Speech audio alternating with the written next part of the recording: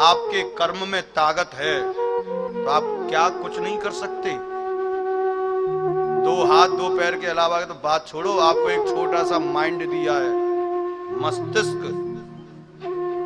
उस मस्तिष्क ने अपने जैसा एक रोबोट बनाया है। उस मस्तिष्क ने आसमान में उड़ना सिखाया है। उस मस्तिष्क ने उस दूसरे ग्रह तक जाने की सामर्थ्य दी है। इस 3 पौंड के माइंड ने, मात्र इसका वजन 3 पौंड का है। कौन करने वाला है? कंप्यूटर बनाने वाला कौन है? इंसान है। यहां से वहां तक बात को पहुंचाने वाला कौन है? इंसान है। मशीन ने इंसान को नहीं बनाया, इंसान ने मशीन को बनाया है। इसलिए हिम्मत नहीं हारनी चाहिए, अंदर की ताकत पूरी मजबूत होनी चाहिए।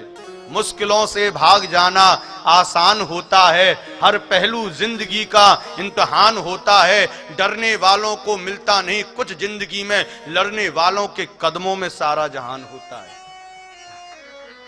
जो परिस्थितियों से लड़ता है वो तो जीतेगा।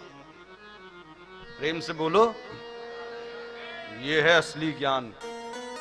एक राजस्थान से, मुझे याद आ रहा है, एक राजस्थान से एक ट्रक जा रहा था वृंदावन की ओर।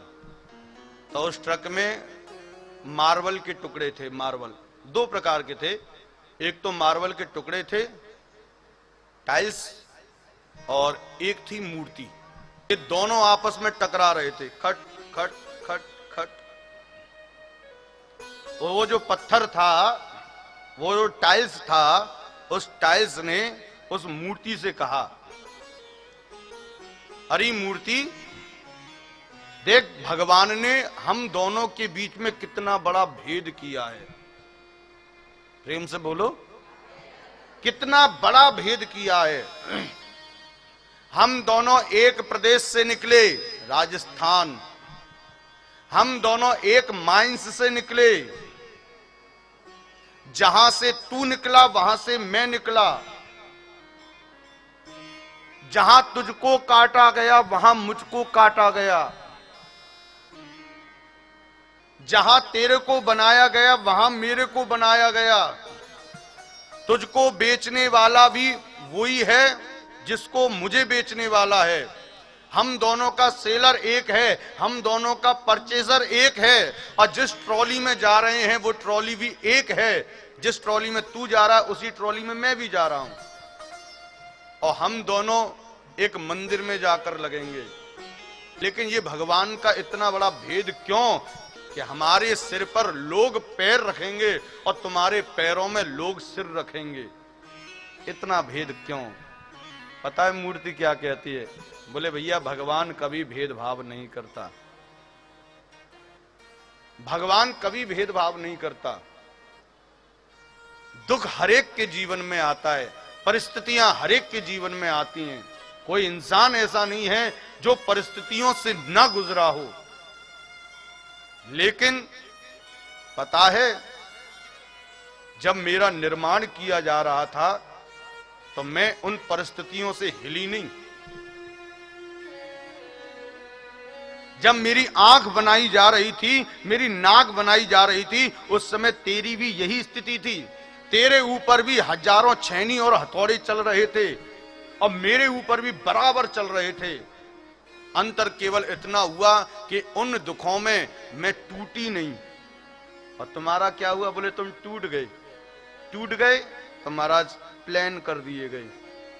टूट गए, तुम टूट गए, इसलिए मार्बल की तरह बिछा दिए गए। और मैं टूटी नहीं, मैंने उस दुखों को झेला। जो टूट गया वो रोड का कंकड़, और जो टूटा नहीं संभल गया वो मंदिर का शंकर। कोई रोक ही नहीं सकता ऐसा।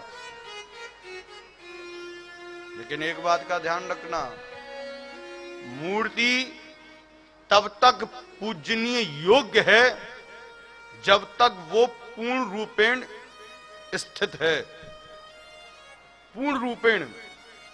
लेकिन यदि मूर्ति में भी यदि थोड़ा सा भी टुकड़ा टूट जाता है ना, तो उसको कहते हैं खंडित मूर्ति। प्रेम से बोलो, उसको क्या कहते हैं? जिसकी हम पूजा कर रहे हैं, जिसको हम मान रहे हैं, यदि वो खंडित हो जाए तो फिर उसकी औकात खत्म हो जाती है। फिर उस मूर्ति को एक वृक्ष के नीचे पटक दिया जाता है।